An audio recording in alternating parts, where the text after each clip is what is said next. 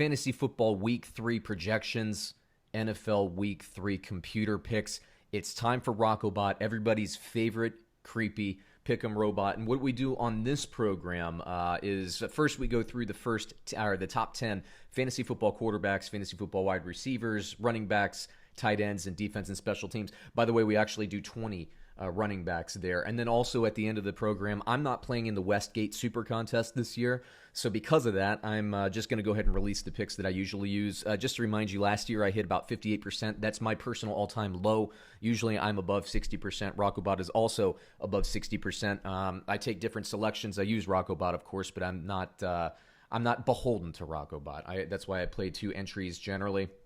RoccoBot would have finished second last year. It'd have been like $450,000. Shame on me for not playing his entry. That's what you do, or that's what happens when you go cheap. But let's just get to the top 10 fantasy football quarterbacks according to RoccoBot. Again, these are computer projections. I don't always agree with them, and if you don't agree with them, it's not my fault. It's just the pick engine, right? Now, I built it, so maybe it's a little my fault, but still.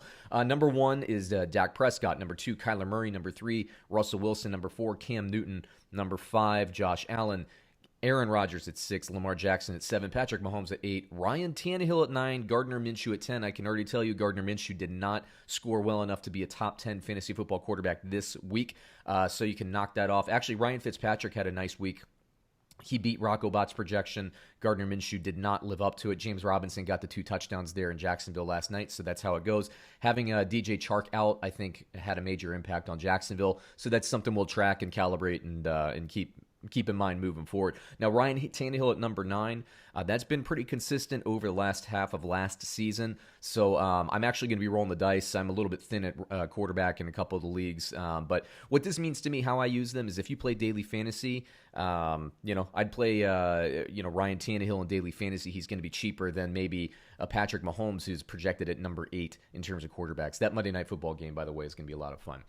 Defense and special teams, top 10 in order. Washington versus Cleveland. Look for Washington to produce some sacks there. Washington's doing very well rushing the passer, so that helps. New England versus Las Vegas. Pittsburgh and Houston. Pittsburgh's always good rushing the quarterback and generating turnovers. Green Bay versus New Orleans. Indianapolis versus the New York Jets. It's probably the slam dunk of the week, honestly. New Orleans against Green Bay. So even though the game might be higher scoring, remember, defense and special teams is just as much about sacks and turnovers and your special teams unit than it is about how many points show up on the scoreboard. It's not as easy. It's like, hey, it's going to be a high-scoring game. Let's not play them. That's not the way it works. Tampa Bay versus Denver. Baltimore, Kansas City. New York Jets, believe it or not, against the Indianapolis Colts. Why would the Jets be up here? Because they can generate sacks with Greg Williams. He's always rushing the quarterback.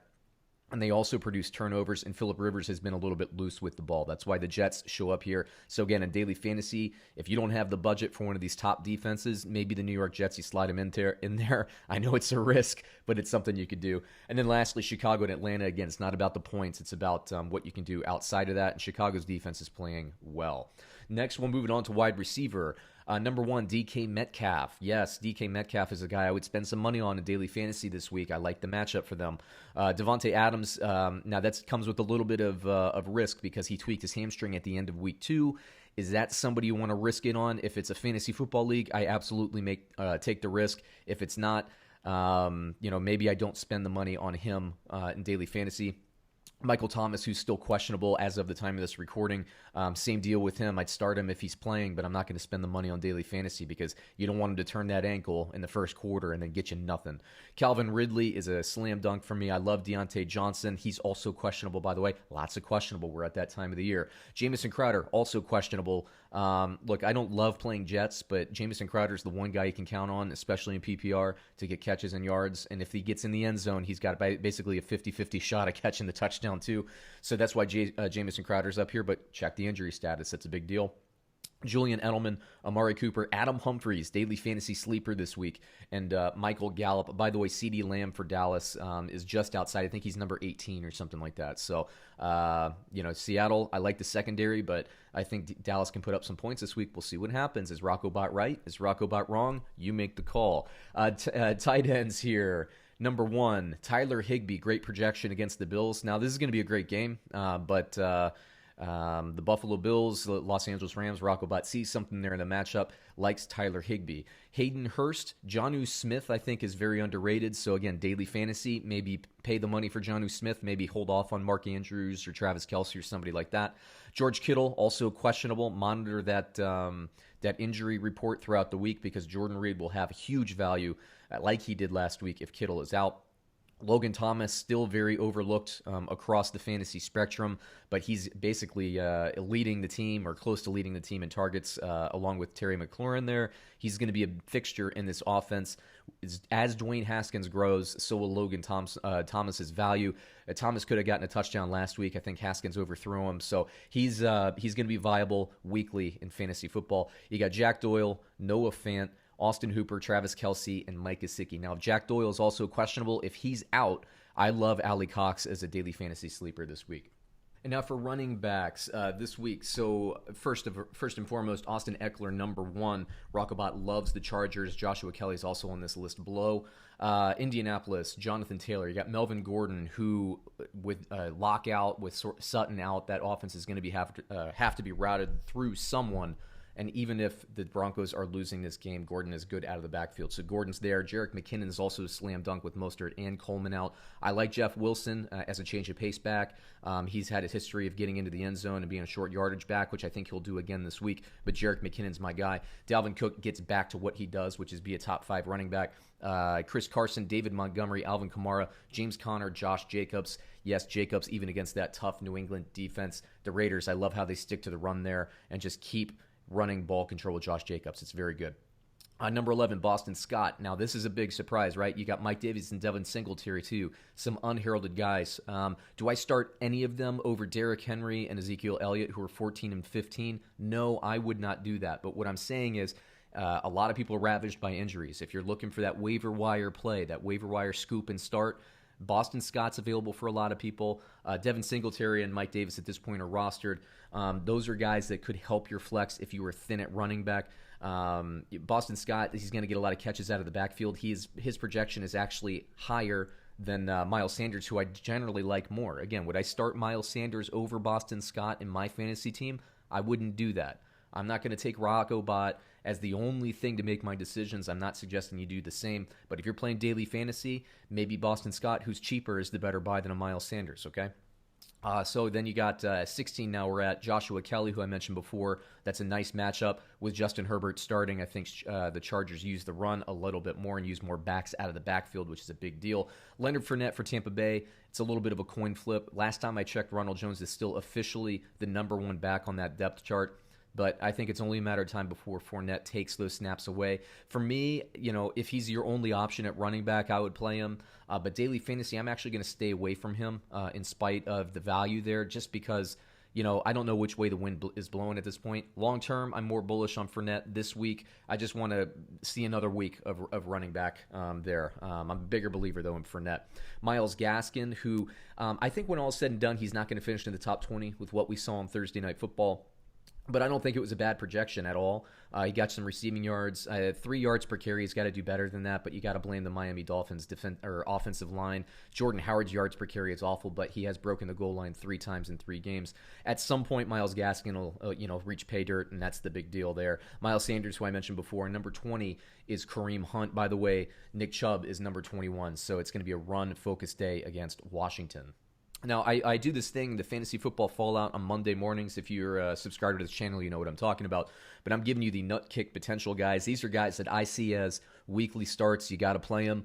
But the projections are just not good in terms of RoccoBot. Matt Ryan against the Chicago Bears, not a great matchup. Edwards-Helaire against the Baltimore Ravens, especially when they're kind of starting to pull Edwards-Helaire out in short yardage situations. Against the Baltimore Ravens, not a great matchup, but you got to play him. Julio Jones, hampered by injury, tougher Chicago Bears defense. You got to play him. Darren Waller against the New England Patriots. Is he going to have himself a game like he did against the Saints, or will the Patriots do a better job of neutralizing him? Generally I bet on Bill Belichick in those scenarios. So Darren Waller, you got to start him. I understand it. He has so much talent. But he's just not a great projection because, RoccoBot does reward defenses. And then, I couldn't really find a great one in defense and special teams. Seattle there, I wouldn't say they're a weekly start on defense. To me, they're more of a stream play week to week. But the matchup against Dallas, I don't love because I think there will be a lot of points. Now, let's talk about the RoccoBot's game picks for the week. And before I do this, a little disclaimer here. This video is for entertainment purposes only. I make no guarantees about anything. And let me give you some some history. Oh, but by the way, if you're going to gamble money, don't gamble money you can't afford to lose. That'd be dumb. Don't do it. Expect a robot. Don't expect a robot to understand the intricacies of human sports psychology. RoccoBot doesn't understand sports. Doesn't really take the key injuries into as much effect. If he sees somebody's questionable, he's going to start the questionable person and assume. This isn't Madden. You can't turn injuries on or off throughout the game. So look, don't blame me if you make a bet on RoccoBot. That's what I'm saying. And RoccoBot isn't as good early in the season as he is later in the season. We need data, okay? So just to that end, let me talk about lifetime for RoccoBot. Over 60% for RoccoBot, which is, if you know that against the spread betting, that's a slam dunk. I don't always share these picks. For me personally, everybody, I'm not betting this year. 2020 games so far, RoccoBot 17-15, which is 53.1%, above the pay line, but not very much so. The top 5 picks, the ones that I would be entering into Westgate had I been playing this season, 3 out of 10 for RoccoBot. Ouch, that's not good. He'd be tied for 1,065th out of like 1,150. That's not good. My top 5, the ones I would have played personally, had I been playing in Westgate, 5 out of 10. Ugh, that is not good. Had I been playing, I'd be tied for 557th, which is right about that 50th percentile. So bottom line here, I'm perfectly happy with a 5 out of 10 to start the year. I get better. RoccoBot gets better as we move forward. But it just goes to show you, there are no guarantees in gambling. I make no guarantees. Never bet money that you can't afford to lose. Once it's out of your pocket, you consider it money spent. If it comes back in, then all things are gravy, okay? I'm going to go in reverse order for basically what RoccoBot is confident in, right? It's a reverse confidence score here. Washington +7 against Cleveland. RoccoBot has basically had a push with a slight advantage to Washington. Green Bay versus New Orleans. RoccoBot has, let's see here, Green Bay slightly. Miami versus Jacksonville. RoccoBot has had Jacksonville, already got that wrong. So there you go. Carolina +6.5 versus the Chargers. Carolina covers that large spread. Los Angeles Rams versus Buffalo Bills. The LA Rams cover that spread. It's a push evenly. It's almost like it's on a neutral field with the home field advantage. With the 2.5 points, RoccoBot likes the Rams there. Tampa Bay -6 versus Denver. RoccoBot still likes Tampa Bay to cover that large spread. Chicago +3 against the Falcons. RoccoBot likes Chicago to win outright, and then with that 3-point advantage, they'll take Chicago.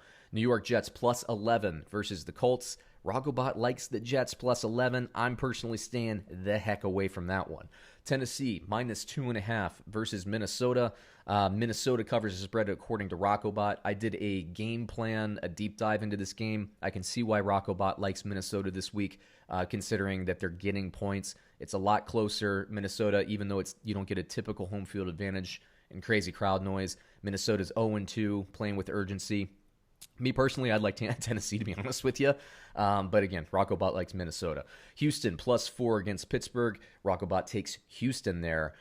Detroit +5.5 versus Arizona. RoccoBot likes Detroit on the road there. Now, these top 5 picks are the ones RoccoBot would enter into the contest. Again, the Super Contest, if RoccoBot was playing. Kansas City +3.5. RoccoBot still likes Baltimore. Cincinnati +5. RoccoBot likes Philadelphia to cover that spread and lay the points. Dallas +5 against Seattle. RoccoBot likes Dallas with those 5 points to cover. Las Vegas +6.5 versus New England. RoccoBot loves New England's defense. Thinks New England wins going away. RoccoBot takes New England. In San Francisco -4 versus the Giants. I know there are injuries. RoccoBot knows there are injuries, but RoccoBot still likes San Francisco there. Keep in mind, yes, the 49ers defense lost Bosa. Yes, Sherman is currently on IR. Yes, Solomon Thomas went down. Yes, Raheem Mostert's down. Yes, Jimmy Garoppolo is hobbled by an ankle. But the New York Giants lost Saquon Barkley. Devonta Freeman, I like the signing there, but it's going to take a little while for him to basically understand the offense, get his body into football shape. We're seeing other players drop like flies because their bodies aren't yet in football shape, at least in NFL game football shape. So it's going to take a while for Saquon to kind of break through, I think. And I think it's going to take a little bit of time for the New York Giants offense to really get their stuff together. So still taking San Francisco. I actually like that pick as well. Like I said, I'm not going to give you my picks. If you think I'm lying about a 5 out of 10, two things. One, why would I lie about a 5 out of 10? I'm at 50%. What in the world? And two, I don't want I don't want anybody to blame me. These are computer picks, and you can disagree with them. But if I'm making my picks, I'm endorsing them. I don't want to do that. And three, if you think I'm lying about my my point distribution or my pick total here, this is very important. I don't know you. Why would I lie to you?